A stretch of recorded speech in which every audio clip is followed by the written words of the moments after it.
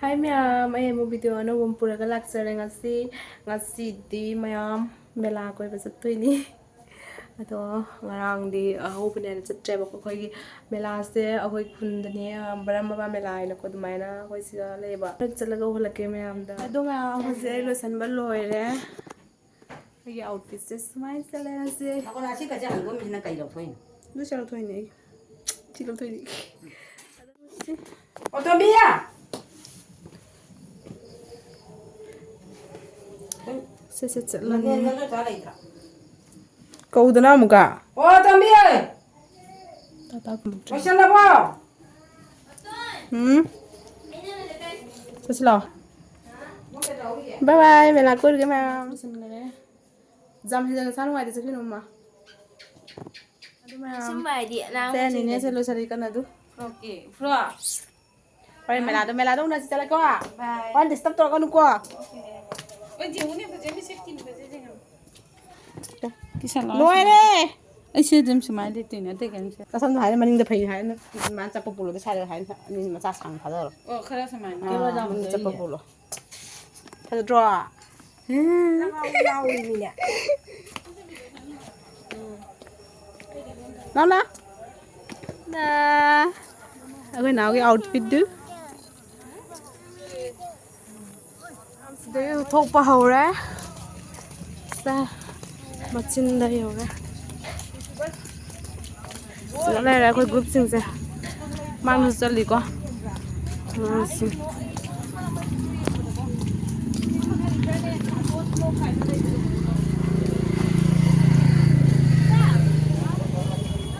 Vào hầu ra.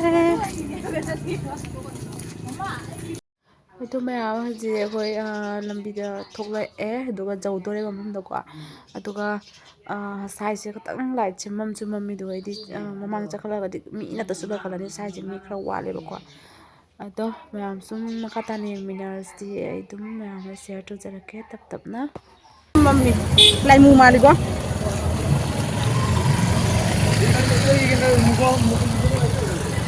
ama sundam mi yun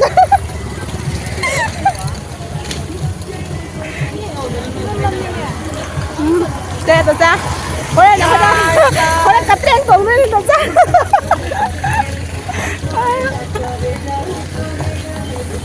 Ani mà mình đã. Ya mẹ mà mang siêu đấy, khối nào đi.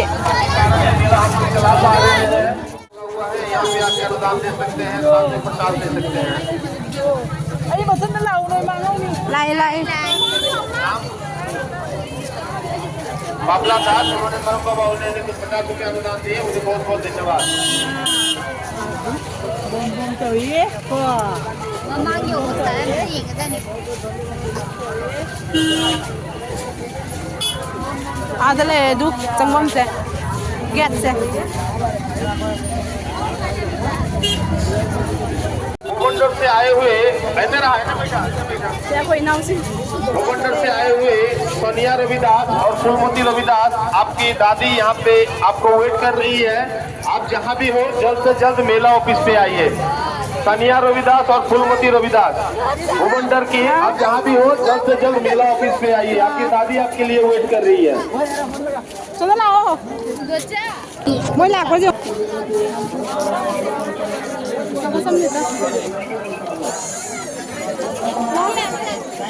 đó ra này không mới này hả mới này vậy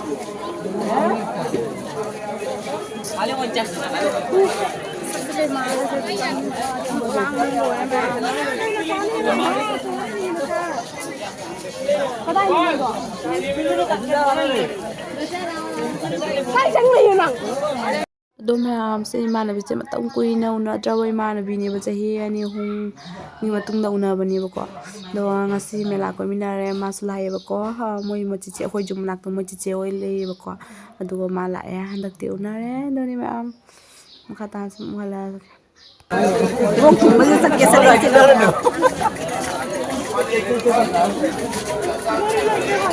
lấy những mà lại tân thì ure bây giờ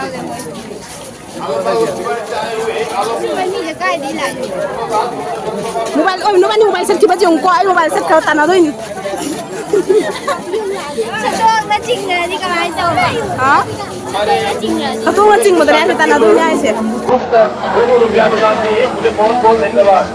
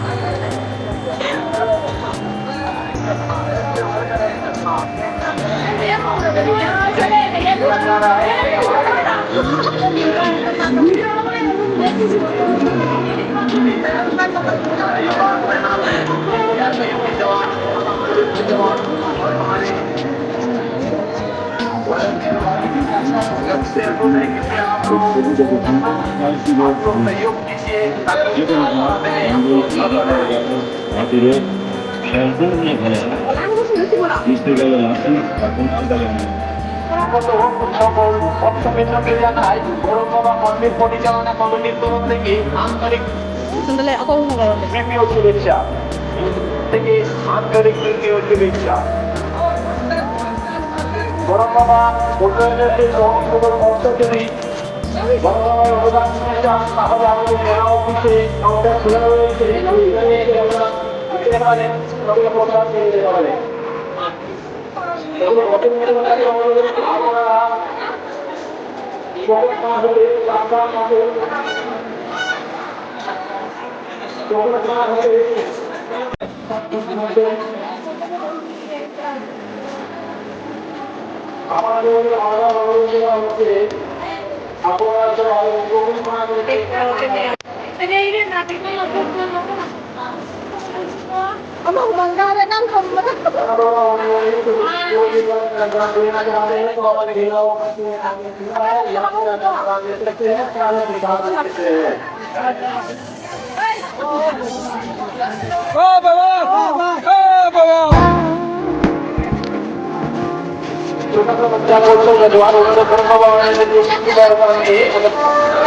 Mamang tuh lagi kemayan, mamang tuh cabut terus itu mamang lagi.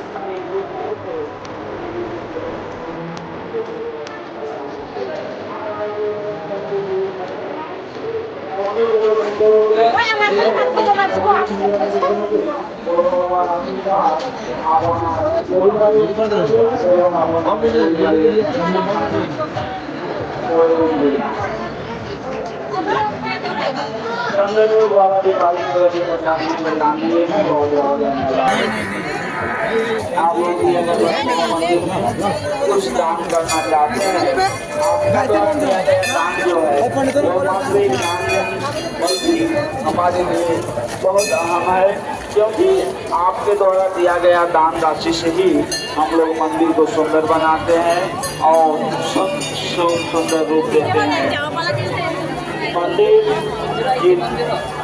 मंदिर जितना सुंदर से चलता है, मंदिर जितना सुंदर से मंदिर है, यहाँ से किया गया कामना या किया गया कभी नहीं जाता है। अगर आप लोग जो है अदो मैं हजिसे मंदिर जो लाला मंदिर की मखा लाला मतलब चथर कट्रेन कई काम लेबको अदो को चलने होसी अदो मैं कट्रेन अगाम दे उरे वीडियो हाबदी पेन को खंदी खोय मदु तोंबा गमदेबको अदो ट्रेन दो इन तोंगनी दि मैं सुम यंग को मखा ता मैं से फेन मचा से लेरा लोबो निमित लेबको हजि निदांग लेबसे मो को चाम तांगको अमे निमित लेबसे तांग देबा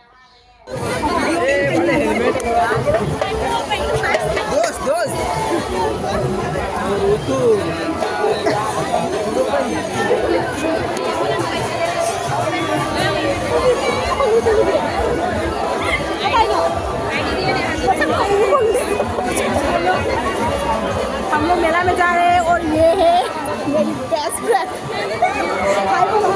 हाय वेरी गुड।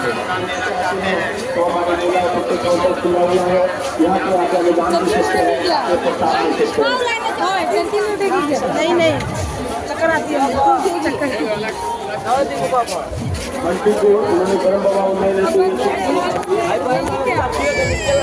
अदो मैम से अखोई ट्रेन लेबम चंगा इको मी खुटिन मसाई को मी क्रिक इना चलेबको दो इसा खा चेक्सन चत यारे सिगा हाबदि खंग थोंग चादा मी खरा लाइन को यु गाव को दो मोय मरक से अदुगे वीडियो से मी मरक से लालगा मैम आई कचंग पांजरगा ओलके बको ma'am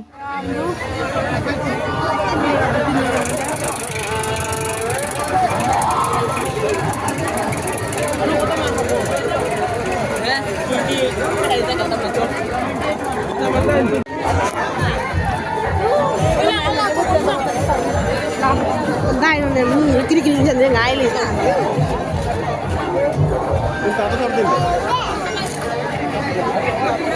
Saya tiket tekan jangan sudah tahu ni nata.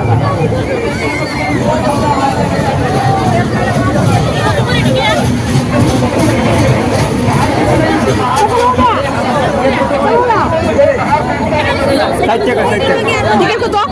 Tiket 60 60. Oh ini lagi kuni. Yang lainnya kan lainnya. Ako ni kan no? Order line deh. Pasta dito. Kita jangan order deh. Tapi aja kaya. Oh, tapi jangan oke. Oh engineer. Betul na?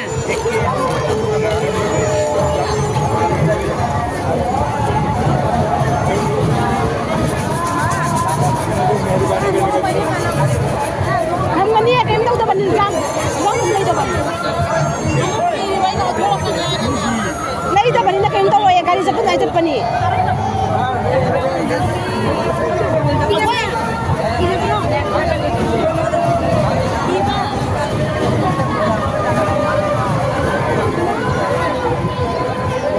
Lainnya memang juga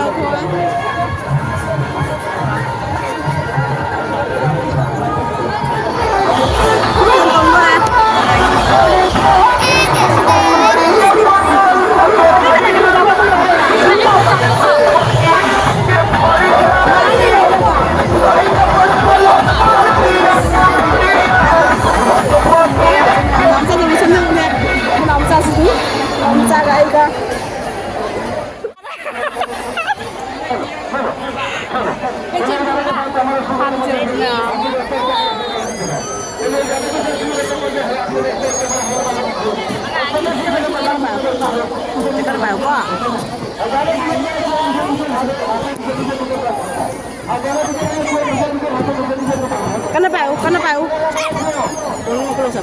Kamu boleh sih.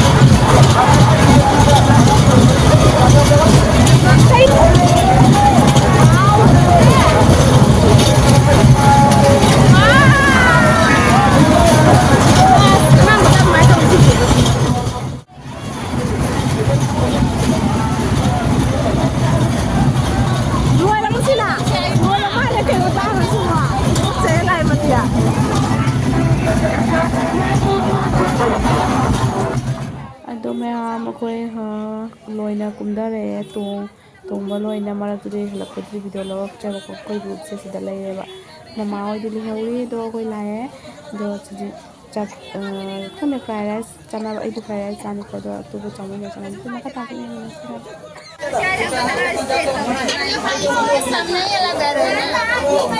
School के सामने वो राधामणि के उधर का ओ राधामणि उसका friend है ये राधामणि का फ्रेंड है हाँ राधामणि की शादी हो गई हाँ शादी हो गई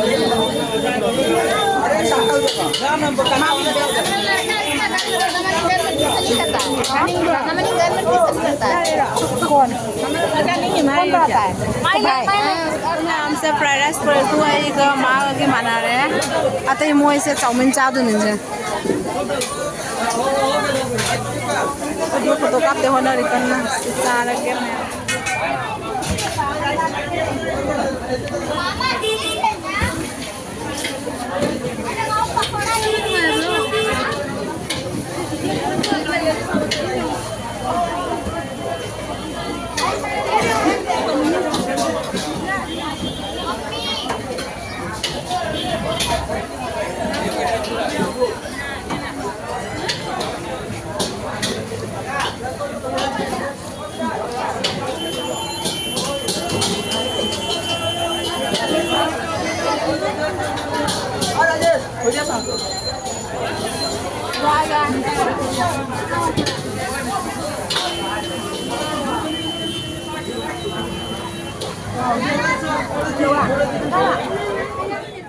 ꯑꯗꯣ ꯃꯌꯥꯝ ꯑꯩꯈꯣꯏ ꯆꯥꯕ ꯂꯣꯏꯔꯦ ꯑꯩꯈꯣꯏ ꯆꯥꯕ ꯂꯣꯏꯔꯛꯄꯗ ꯑꯩꯈꯣꯏ ꯃꯃꯥꯗꯣ ꯆꯥ ꯃꯣꯏ ꯂꯣꯏ ꯆꯪꯉꯛꯑꯦꯕꯀꯣ ꯁꯤꯗ ꯅꯣꯡ ꯆꯨꯅꯁꯨ ꯃꯣꯏ ꯆꯣꯠꯅ ꯂꯣꯏ ꯂꯥꯛꯑꯦ ꯃꯣꯏ ꯂꯣꯏꯅ ꯃꯣꯏ ꯅꯣꯡ ꯈꯔ ꯅꯪꯉꯦ ꯑꯗꯣ ꯁꯤ ꯂꯣꯏꯔꯒ ꯅꯣꯡꯁꯦ ꯐꯔꯒ ꯌꯨꯝ ꯍꯜꯂꯅꯤ ꯃꯌꯥꯝ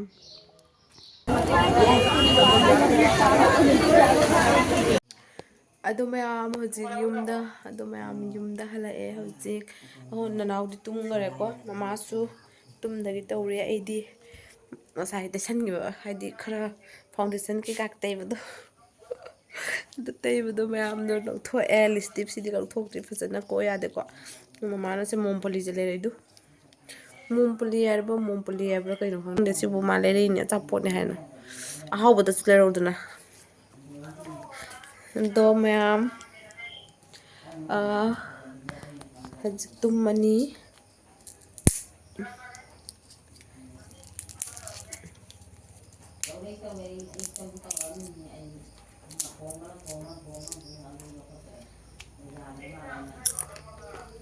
मेरा कोई है पोत चई तांग बना कोई है वो ना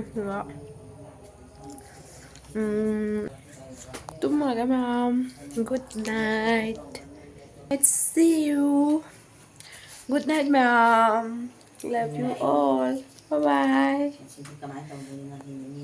next video dah mu pula ma'am